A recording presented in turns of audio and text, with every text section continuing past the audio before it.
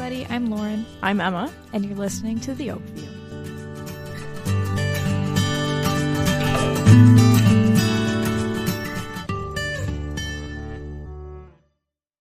Hey, Emma. Hey, Lauren. How are you? I'm great. How are you? I'm doing pretty good. That's awesome. You know what I want to say? What? I think people should give us a like, a follow, and a rating on Apple Podcasts. You know why? I agree. Why? It actually helps our podcast. If you guys follow us, give us a download, rate our podcast wherever you have your podcasts. That really actually helps Lauren and I make better episodes and continue to do outreach to people around us. Even better, send it to your friend. Send it to your friend. Send it to your mom. Send it to your mom's friend. Because the more people who are listening to this who do not have direct contact with me in my everyday life, I think the better, because then I will be less embarrassed. I think it will make me feel like we're making a difference. Like this episode that we're about to get into. What are we going to talk about? Just like we talked about earlier, I am so passionate about being in the STEM field that I kind of want to tell you, the listener, about this really important topic called the dream gap. Let's get into it. Okay, research shows that starting at the age 5, many girls develop this really self-limiting belief and begin to think they're not as smart or capable as boys. And why is that? It's because they have limited resources and support that they need to continue believing in themselves. Okay, for sure. I mean, yeah, that's a fact. It's crazy. And I will definitely link all of our resources at the end of this episode. But I just wanted to talk about this because, surprisingly, Barbie, the doll, the toy, and the organization has a huge initiative that is global that is actually talking about how we can close this dream gap. Can we talk more about what is the dream gap? Is the dream gap just the idea that girls starting at a very young age, earliest is 5, start to become discouraged in what they can and cannot do? It's a little bit more than that. So like current research shows that most children see the world and their abilities similarly at the age of 5, regardless of their gender. But sometimes in the year after, between 5 and 7, girls specifically start to believe that they're not smart enough. They're not capable. They start to disengage in certain activities because they think it's just for boys. And I mean, that makes perfect sense if we think about the world that we're living in. Absolutely. And it's all about a cultural stereotype. So we often hear that there's this promotion of an idea that actually being intellectually gifted is a male quality. False. Correct. Because no matter what, it's so subtle too, and we can do a good job at showing and verbalizing to young girls that it doesn't matter who you are and what gender you are, your dreams matter. Absolutely. And I think a good point to make right now is that, there is a lot more social awareness of this today than there was even a few years ago. So we don't need to spout off a lot of examples proving this to people. People are already aware. We put girls into a box. We only give them nurturing toys when they're growing up. Well, boys get spatial learning toys. So like Legos, building things, clothing, everything, that puts you in a box. So girls get hearts and flowers, while boys get sharks and science shirts and NASA shirts and this and that. All of this is limiting, and it's really, I think, to drive home the importance, these things that you learn at a young age define you for the rest of your life. And part of, taking this initiative to talk about this topic and address it is just to raise more awareness, but also to give some feedback of like, what can you be doing? How can you encourage the girls in your life? Why is it so important? Because these girls are going to grow up to be our future, and we need more girls in STEM, in politics, in every leadership opportunity that there can, because we are severely underrepresented, especially minorities. Absolutely, Lauren. And you're hitting all the key points. But I think there's a lot of people out there who don't understand that there are simple ways that you can combat the dream gap. Yeah, let's talk about them. Earlier, like we're saying, you got to intervene at the earliest of ages.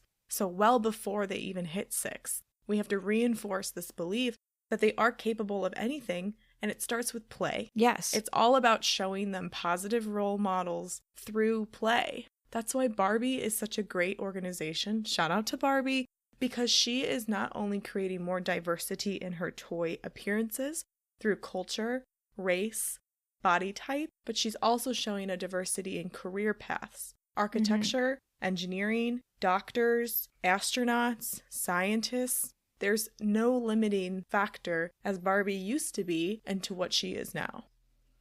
There's another great toy company that's fighting this initiative for having better spatial toys and learning engineering toys for girls. It's called Goldie Blocks. Love them. Major plug to them. I've been following them since they were pretty much a startup on Kickstarter. But basically, you know, they went into a lot of research. They're striving to change the toy aisle, right? So it's not just the pink nurturing toys for girls. And they've did research, you know, that kind of gears it towards girls. It's not only for them, but it kind of has, you know, girls are better at reading at those younger age. So it's a storybook and it goes along and you build a machine or you build certain DIY crafts or whatever. And really just fun, positive outlet, fun colors going on. And, you know, your child is able to build, code, you know, learn all of these things. And now they've expanded it and they have like online camps and all of these lessons. So if you want to follow them on social media, a great source for like if you want at-home activities to do with your kids about science or show them some fun videos with, you know, women in STEM and STEAM. And I think on top of not only identifying those specific things that kids can play with to create, to build, to be active, is to showing them that there are brilliant women out there who are brilliant at what they do, right? And look like them, right? Like because them. representation matters. Representation is so important. Not only in, like I said earlier, about culture and race and body types, but about, you know, your lifestyle, your family dynamic, encouraging and actually seeing that a difference can be made because I am exactly who I am, and that is even beyond good enough. But I also think it's a key element here is that, like, we're not just asking you to buy your child a science kit or a doll that represents science and engineering. We're asking you to understand the importance of encouraging purposeful play. So you're using products that encourage imagination, expression, and discovery, but girls can also explore those dreams through the process of playing. Absolutely. So being at home and having role models in their lives that support them instead of saying like, oh yeah, women can be astronauts too. You change the mindset to women can be astronauts. You change the mindsets to women are astronauts. Correct, because they are. Yeah, absolutely. Girls should be able to play at coding and tinkering and building or baking or taking care of a baby doll, but at the same time have a chance to imagine themselves in any role. Like, it doesn't matter. You know, kids can do both. Kids can be both. Absolutely. Women can be both. We don't have to put ourselves with any box or any labels. And part of just encouraging at a young age just gives children a broader opportunity to be successful and not limiting them. I think some good resources that I'd like to shout out are NYU and UCLA are doing storytelling research about the Dream Gap school curriculum around the nation and globally. Researching how issues can be prevented through the world and how we can research their potential just by changing the curriculum and the things that we offer to students and young children. There's also some other ways that you can really support your young child by actively looking for those extra activities, those extra resources of groups that you can join that encourage those types of play. But there are plenty of locations of information that you can just start to challenge, you know, how you usually would raise young girls. Yeah, I think that's interesting too. A lot of it is just like how do we speak to young girls, how to react to their wanting to try something new or start a new club or anything like that or a new activity. Yes. How do we respond to Right. that? How do your family members respond to that? Do children know that they can do and be anything that they want, or are you telling them that that's only for a girl or that's for a boy or whatever? Because those things have to stop, basically. Absolutely. I mean, there's a lot of people who have the larger argument that the color pink versus the color blue automatically divides gender, right? I don't really care for that opinion, but I know that sometimes that's really important to families to make that distinction. But I think the key element here is not just simply changing the color of your child's toys, but rather that you're being a cheerleader. You're in their corner. You're encouraging them to try whatever they want. And honestly, I would like to say if I wasn't in a home and an environment that said, yep, try that, you're good enough for that, I don't think that I'd be in this position to say support in your environment at home is a key element. And this is, we're not just like spouting off our opinions here. I mean, this is researched and proven. Obviously, we're not parents, so like we can't tell anybody how to talk to their child. No, absolutely not. That's not what we're saying at all. But that it is important that we unlearn the lessons that we were taught from our parents and our grandparents. The world is changing. And an article that I really thought was important for us to talk about, Lauren, is that Dr. Jennifer Hartstein, she's actually nationally recognized as a child, adolescent, and family psychiatrist. She partnered with Barbie and the Dream Gap to provide these key simple steps of watching your words. How do you talk to your child when it comes to telling them what their dreams are and what they can achieve in their life? Providing examples of how they can feel validated. Do you have role models? Show your daughter that women are leaders. They're in power. They're scientists. They're engineers. Focus on the effort. Research shows that focusing on the outcome increases the likelihood of commitment and determination. Also, embracing failure. Mm-hmm. You're not going to grow unless you fail.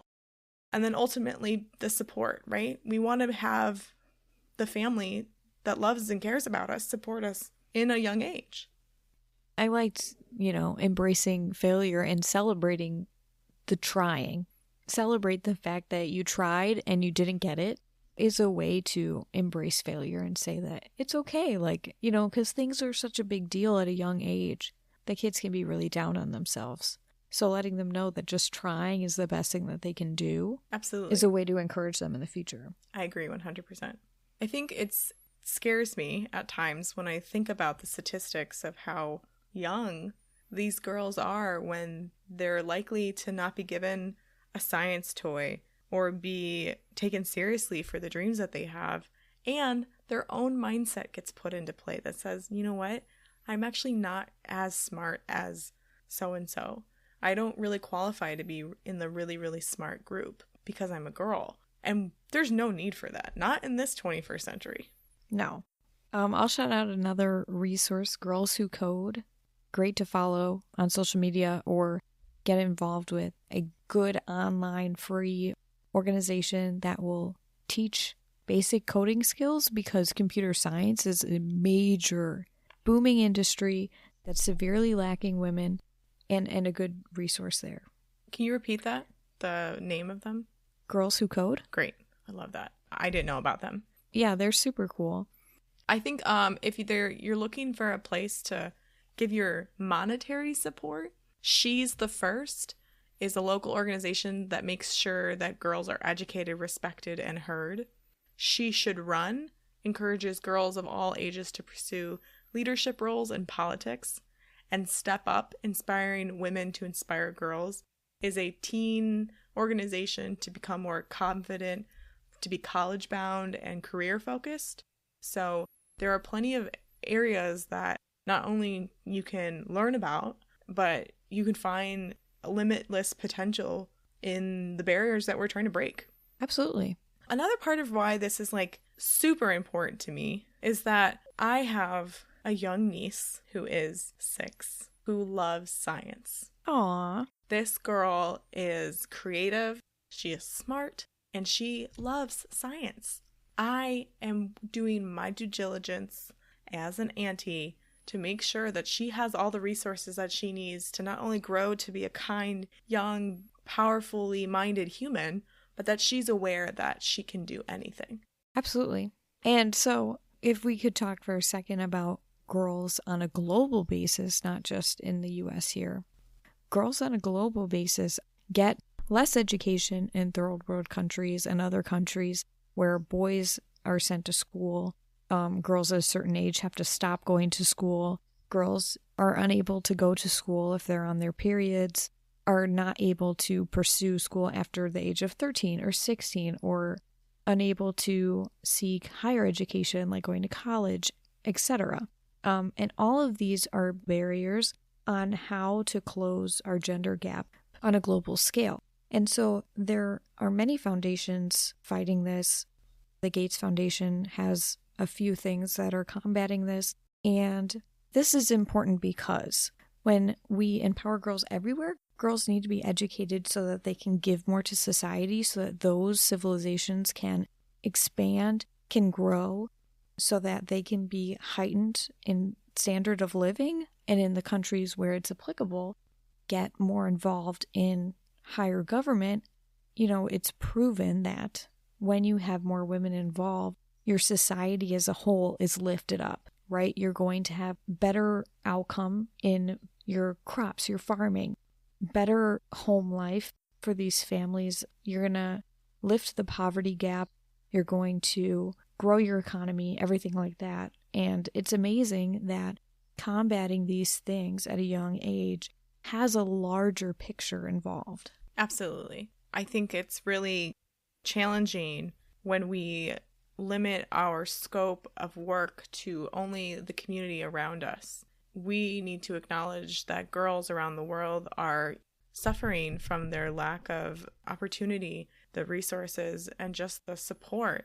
We as people in STEAM and STEM know how essential it is to do outward reach, actively going into different areas, talking about what we do and why we do it, and showing those young girls, doesn't matter where you come from, these opportunities are beneficial for everyone. Mm-hmm. And in technology fields, having a diverse team actually reduces bias in your coding, in your programming, in your applications, so that they can be used by everybody. It's making products better. It's giving a better visual. And those are the things, these are the companies, these are the technologies that are lifting our society, that are bringing us up. This is the technology of the future that's being made right now. And if it's not being coded with everybody's in mind, then we have a big problem. And that's going to be limiting, and that's going to, keep people below a certain line and standard of living. Absolutely. A 2018 survey talked about how being brilliant is somehow associated with males. So right now, there's 40% of bosses and managers are female. If we don't have... I think it's lower than that, isn't it? Is it lower? Okay, then this one may not be up to date as much as I would like it to be. Okay, so I was reading the World Economic Forum. So that's the association. They put out a global gender gap report every single year. I'll read you a little blurb from this. American women still struggle to enter the very top business positions. Only 21.7% of corporate manager board members are women. Similarly, women are underrepresented in political leadership, but 21.7% of managing board members are women.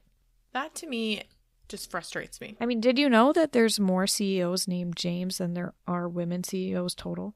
No, I did not know that at all. What? Isn't that like... That's ridiculous. I don't have the source for that. I read it on equalitycan'twait.com, which is funded by the Gates Foundation.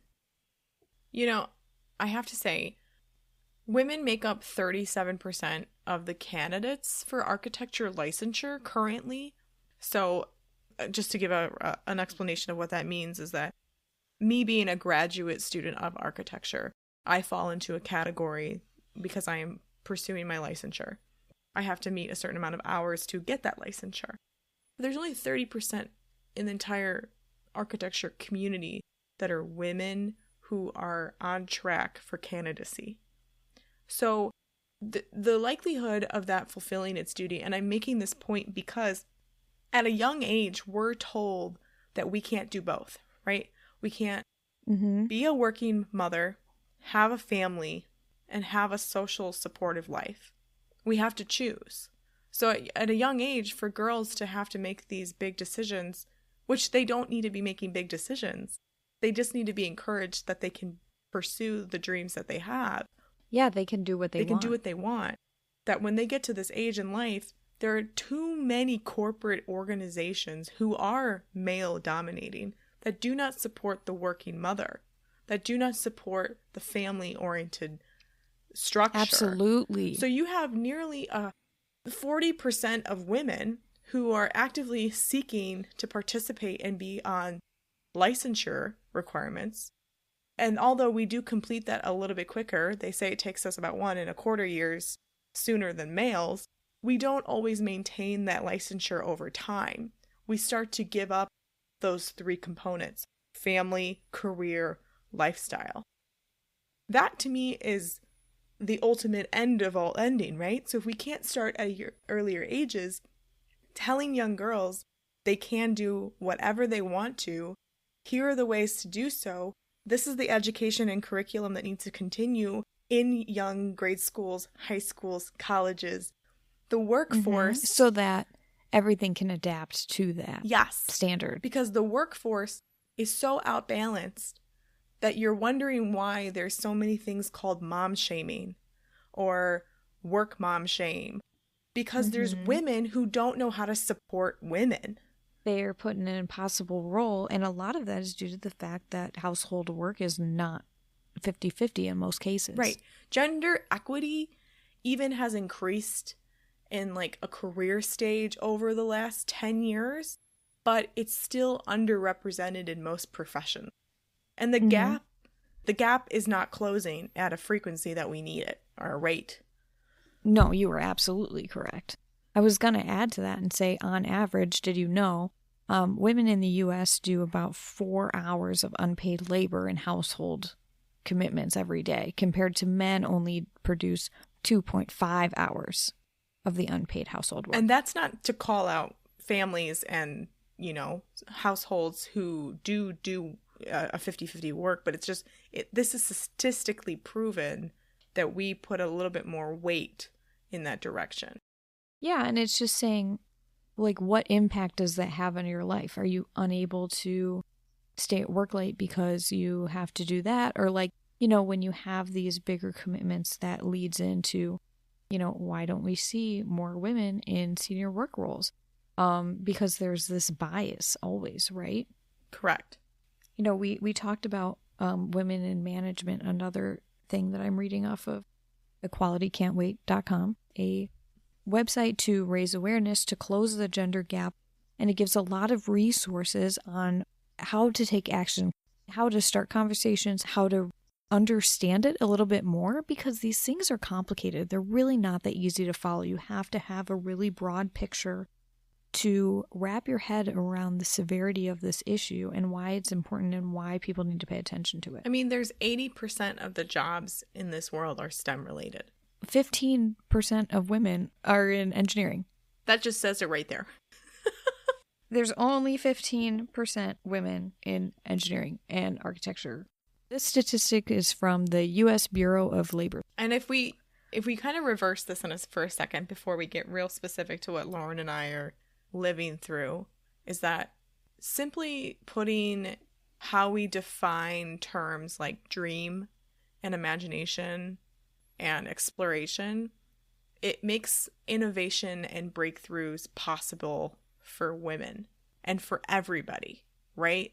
The earlier that we keep collaboration in play, the earlier that we teach 21st century learning, the better that we can see the outcome for the economy, for the world, for yourself, for women. The best kind of help for a child to grow is their brain. Knowledge is power. The insight that we have on our future requires young girls to imagine themselves as scientists, as software developers, dentists, mechanics, inventors. Anything. Right? They don't have to be limited to I'm going to say it, but the arts department. There's nothing wrong with wanting that dream. I'm in the arts department. It's the fact of the matter is, like, there's not enough of the role model to symbolize and model good play. And the first step of supporting this next generation and closing the gap is to just be educated. Correct. And acknowledging and appreciating the girls for who they are. But this also goes, I would like to say, for young boys as well. I mean, we constantly tell them that they are smart and that they're capable, but like there are young boys who don't feel that they can do anything either because they are put into a similar box. You have to be a scientist. You need to be a doctor. You gotta go for the firefighting. You know, there are young boys who want to be authors and ballet dancers, artists. There are other things out there that incorporate a very well-rounded society. Absolutely. I think a key thing too is to like actively seek out areas that your child is interested in, keeping them active, keeping them desiring curiosity, exposing them to different stories of different women and their struggle and their process. We talked about that encouragement, and we talked about gender stereotypes, male dominated cultures, having fewer role models, and anxiety around these school topics are all factors that hold girls back from entering into STEM fields. And unfortunately, we as the grown-up of the room, we have to remove ourselves in order to engage in the younger generation. We need to be able to see the change and desire the outcome through educating ourselves, supporting those people, actively challenging gender stereotypes, stimulating imagination and confidence building. Yeah. Mm-hmm. And I think also a question I have for you, Lauren, which I think is a big question that most of us have in this field, is what can we do as people in the STEM field to make sure that we're doing enough for the younger generation? I think that's such a good question. What can you do? What can you do? What can you do? Because, it's great to talk about these movements and to get educated and to read on them, but you need to be making an impact some way. We're making a podcast. I personally am involved at my local high school to help with a high school robotics team. Am I the best mentor ever in the whole wide world? No. Am I representing women in engineering just by showing that women can be engineers and you better get used to having one around? Yes. So, being educated, starting conversations in your workplace, starting conversations in your family.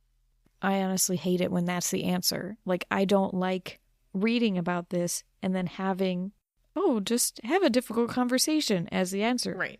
That's not my favorite. I want something tangible. But honestly, we have these gaps because people don't recognize it. So that is an important thing. And though it's hard, having some of these facts in the back of your mind while you're talking with your coworkers or your family or whatever is helpful. That's good. That's encouraging. How else can you reach out to young girls that you know or in your community, at schools? I try to do outreach whenever possible.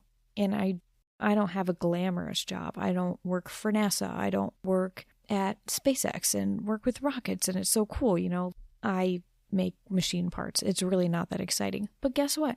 To a second grader, to a middle school girl, they don't care. That doesn't matter, It doesn't matter. It's about the problem-solving thinking. It's about, do you like math? Do you like science? What's exciting? Doing experiments is fun. So getting in that mindset of not limiting yourself, of saying that you're not good enough or whatever, being able to outreach and start with what you know, start in your community, and then expand. So this podcast is a way for us to expand. Yeah.